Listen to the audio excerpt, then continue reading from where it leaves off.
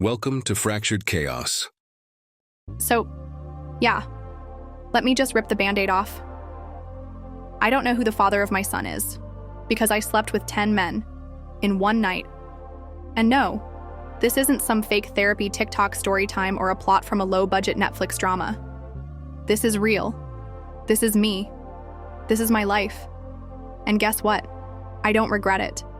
But I do have some complications. Let me back up a bit.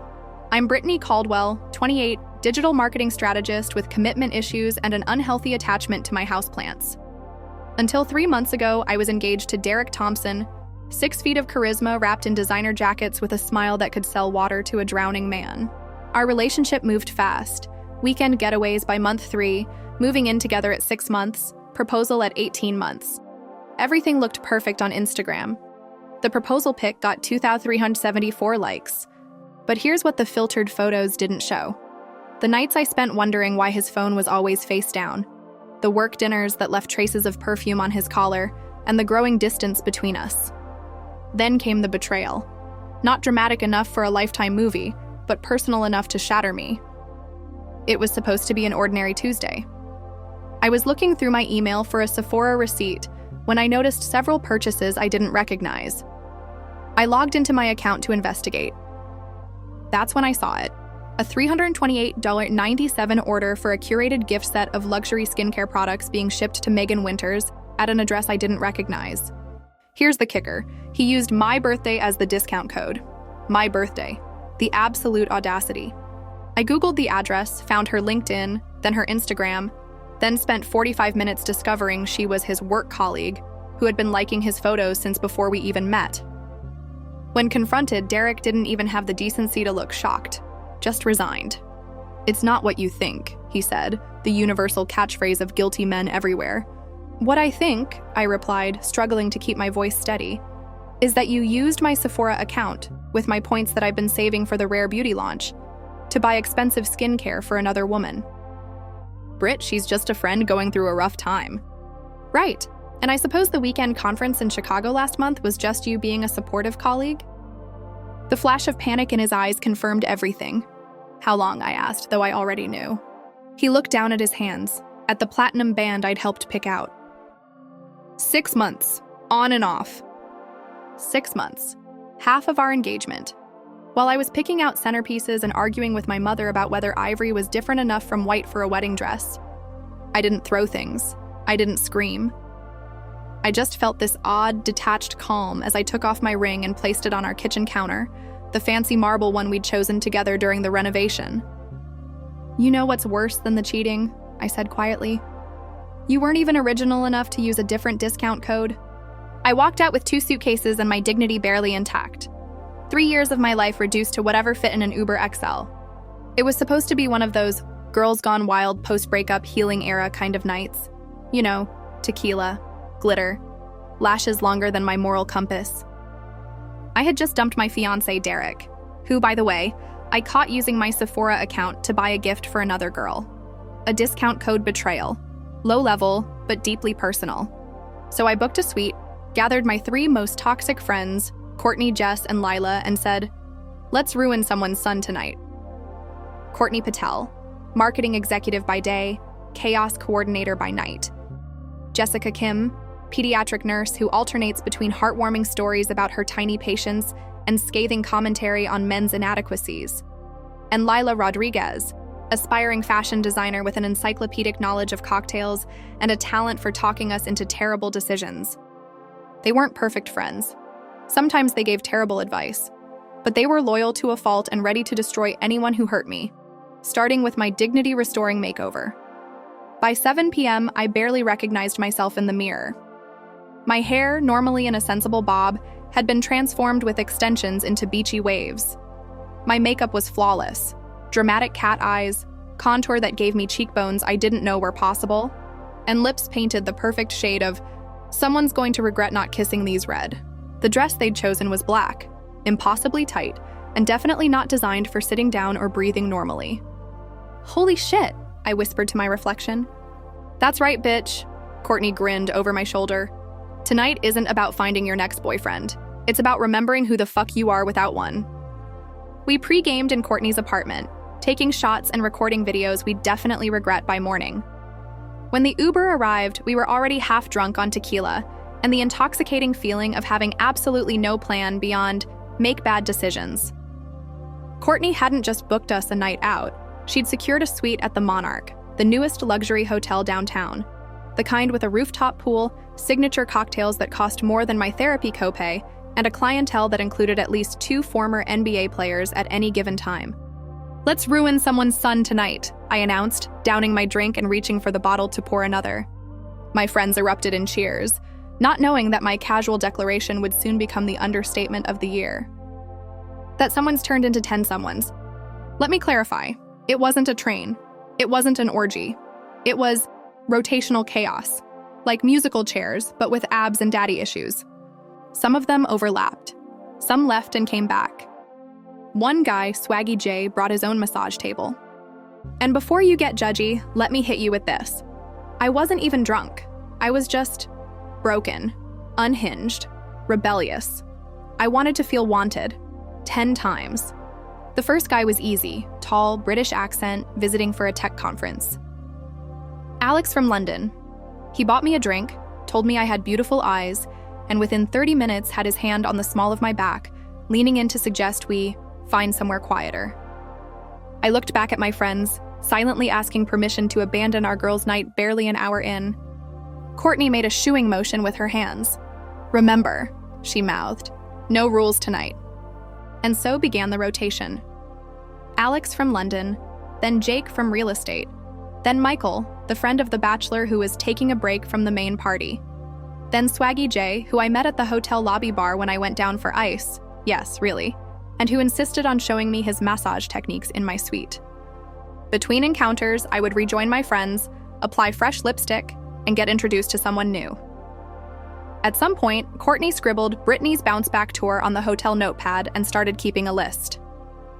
"This is research," she insisted, writing down names and brief descriptions. "One day we'll look back on this and laugh." Around 2 a.m., there was a knock on the suite door. Lila opened it to find a guy we'd met earlier.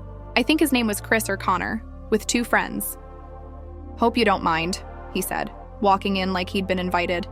"We were at Apex, but it closed. Thought the party might still be going here." And so it continued. Guy number 7 was one of the new arrivals. Number 8 was someone Courtney had been texting. 9 and 10 were... Honestly, it gets fuzzy here. I know one was named Tori because he left his sock, and I wrote it on the hotel notepad with a question mark. But there was one, let's call him Nathan, who was different. He came late, friend of a friend, quiet in a room full of peacocking men. He had kind eyes, the kind that see through you. We ended up on the balcony, just talking. I was wearing his jacket over my dress because the night had turned cool. "So what's really going on here tonight?" he asked, not judgmental, just curious. And I broke. Not dramatically, but the wall I'd built around my pain cracked just enough for him to see through. I told him about Derek, about the Sephora betrayal, about feeling like I'd wasted years of my life on someone who could discard me so easily. "I thought I was going to marry him," I said, voice catching. "I thought I knew what my future looked like." Nathan didn't offer platitudes, he just listened, then gently took my hand. "For what it's worth," he said softly, "he's an idiot. And not just for cheating, but for not seeing what he had in front of him." I don't remember who moved first, but suddenly I was in his arms, crying against his chest, mascara surely ruining his white t-shirt. "I'm sorry," I mumbled. "This isn't what you signed up for." "It's okay," he said, stroking my hair. "Sometimes what we need isn't what we think we want." We stayed like that until I fell asleep, just being held, no expectations. When I woke up, he was gone, but he'd left his number on the hotel notepad with a simple message. "If you ever want to talk, or not talk, Nathan." By the time checkout rolled around, I was surviving on hotel coffee and the strange, empowering shame of what I'd done. My friends and I gathered our things in silence, each processing the night in our own way. As we waited for our Ubers in the lobby, Courtney handed me the hotel notepad. "Thought you might want to keep this," she said, "for posterity or blackmail." I looked down at the list. First names, one-liners, and a score out of 10, like a Yelp for hookups. I rated one guy excellent technique but cried after. What the hell did I just do? I whispered, reality finally beginning to sink in. You took back your power, Lila said, squeezing my shoulder, in the most literal way possible. 10 times, Jess added with a smirk. Fast forward 6 weeks. I'm bloated, moody, peed on a stick. Boom, 2 lines. I scream. Not because I'm pregnant, but because now I have to do math. And if you knew me, you'd know I only count calories and red flags. The pregnancy test was an afterthought, something to rule out before I scheduled a doctor's appointment to see why I suddenly couldn't smell coffee without gagging. When those 2 pink lines appeared, time stopped.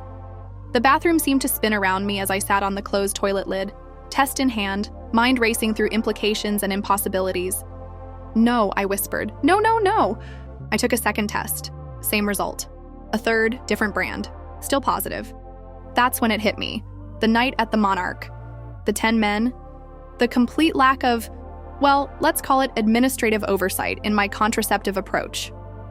My hand instinctively went to my still flat stomach. Inside me was a life. A tiny cluster of cells with DNA that was half mine and half... Who? That was the question that sent me scrambling for my purse, digging frantically for that hotel notepad. I go back to my list of regret. 10 names, 10 probabilities. I spread the crumpled paper on my kitchen counter, staring at the names like they were lottery numbers, and I'd just won the most complicated jackpot imaginable. Alex, British Tech Conference, nice hands, 7 out of 10. Jake, real estate, perfect teeth, talks about himself, 5 out of 10.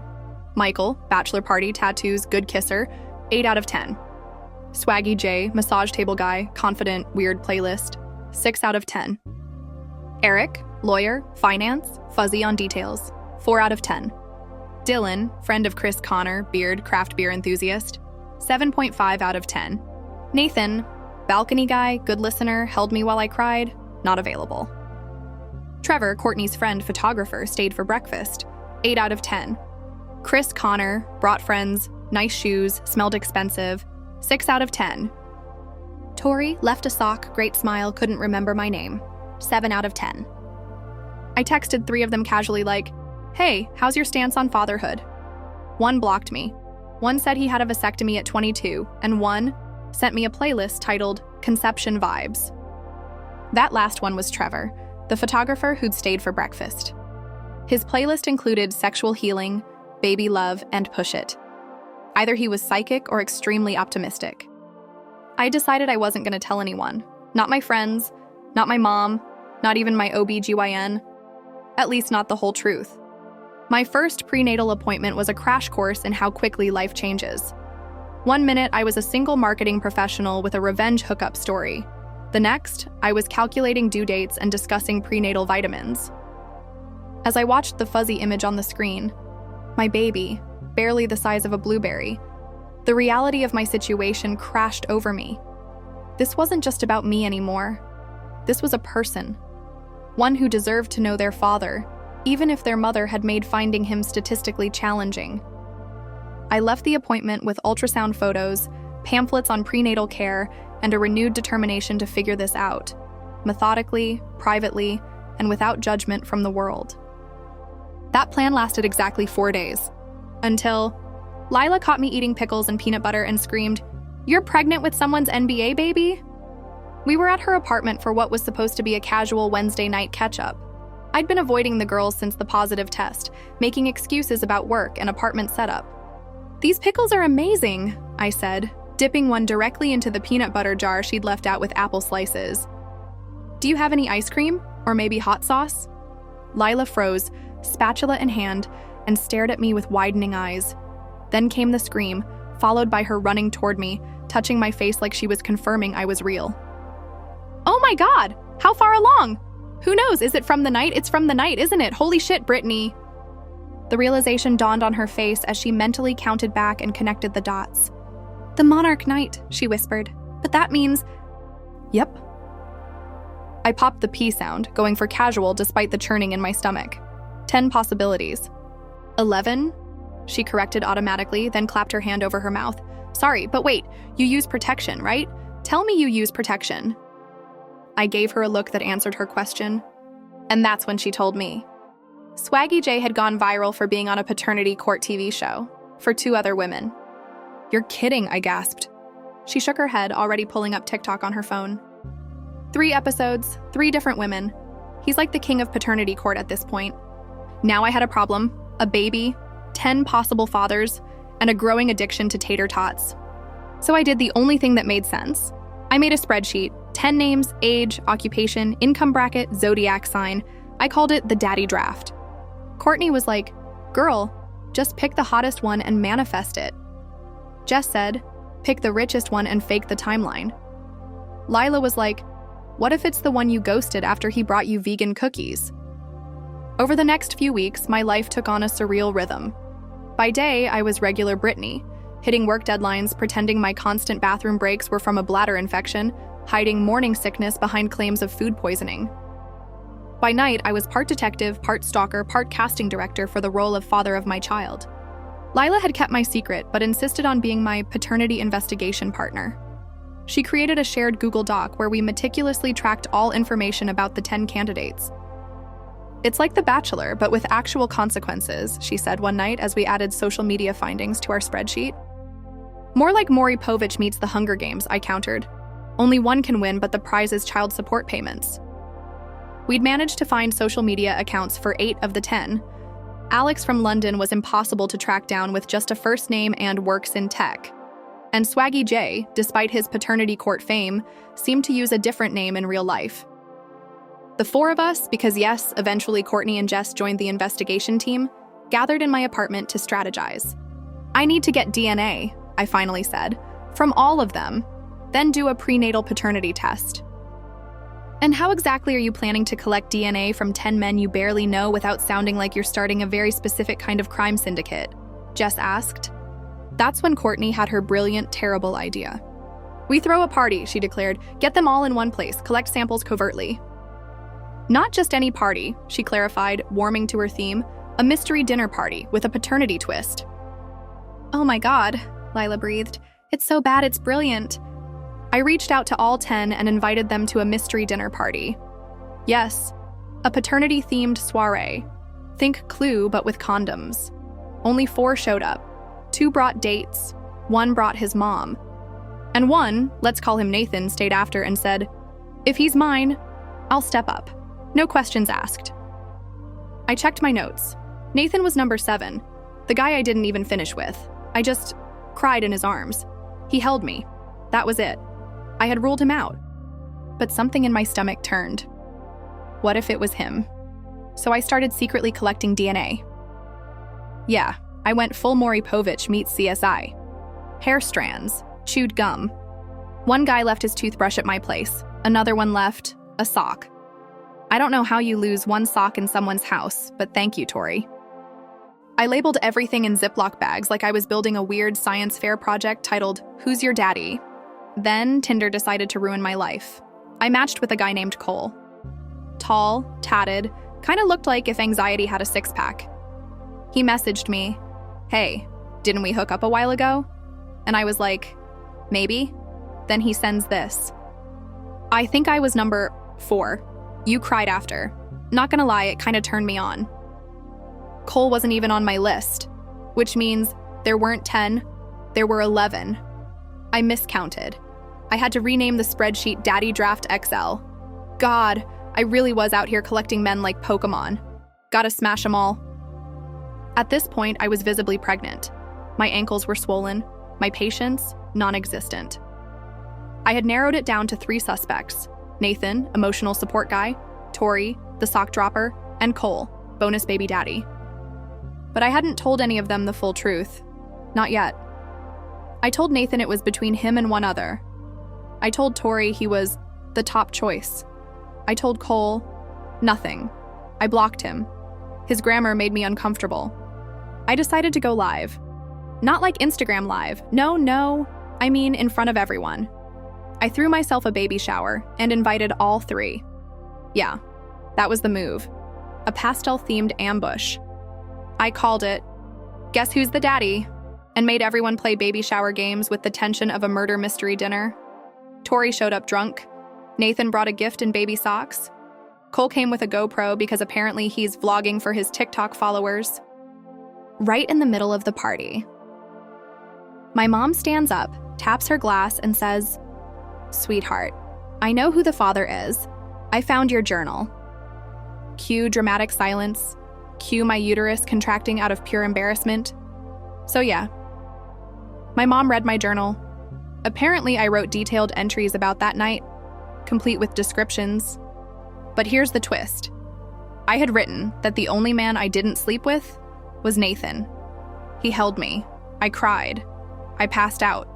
No sex, just safety. He wasn't the father. He never could have been. But he wanted to be. And that hit me harder than any pregnancy craving ever could. The real father? Tori, Mr. Sock Dropper. He cried when I told him. Happy tears. Said he always felt something, even though we barely talked. He's been showing up ever since.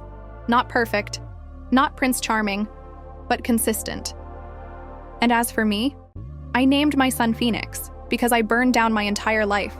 And somehow, out of all the smoke and bad decisions, something beautiful rose up. So yeah. I slept with 11 men in one night. I built a spreadsheet through a party trap and discovered I can survive heartbreak, stretch marks, and TikTok creeps. Do I recommend it? Absolutely not. But did I learn from it? Hell yes. Sometimes rock bottom feels like a memory foam mattress, until it doesn't. Anyway, I'm Brittany. This was my mess, and I'm still cleaning it up. One diaper and DNA test at a time. But I'm not doing it alone. That's the surprising part. Nathan stuck around, not as Phoenix's father, but as someone who cares about both of us. And Tori's been learning, one awkward diaper change at a time. My friends formed an unofficial aunties club with rotating babysitting duties and an extensive wine collection. Even my mom, after the initial shock and multiple threats to add me to every prayer chain in a 6-state radius, has found her way to acceptance. She still introduces Phoenix as her surprise blessing to her church friends, but the love in her voice is unmistakable. Life isn't what I expected. It's messier, more complicated, full of 3 a.m. feedings and unexpected alliances and the kind of love that blindsides you with its intensity. I thought I was ruining my life that night at the Monarch. Turns out I was just rebuilding it from the ground up.